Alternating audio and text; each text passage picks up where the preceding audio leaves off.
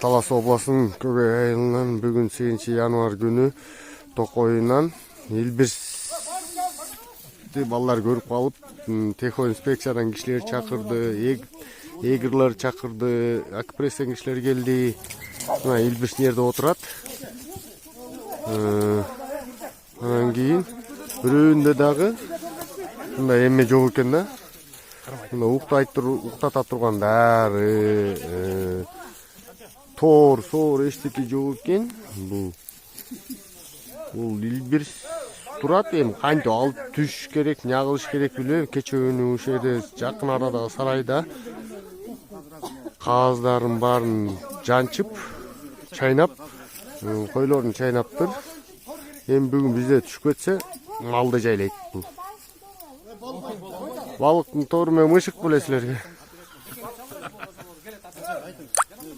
Ушундай мына техо инспекция, акпресс, эгер бүт турушат.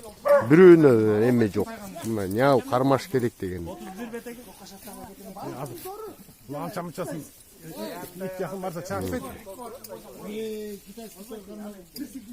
Беден дана көрүнбөйт экен, анын түшкөнүн диштерин.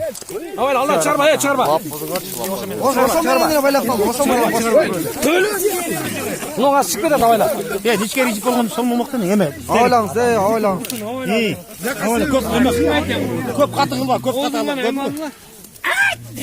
Жыгаш менен айлантсаңыз, жыгашты айлантсаңыз. Жыгаш мында үстүнөн айлант, үстүнөн бир айлант. Тырмаган көрөлү, тырмаган. Үстүнөн бир айлант. Айбай ким? Жыгаш ал эми байла жыгашты кошо. Жыгашты айлап койчу. Башка неме экен? Я болду.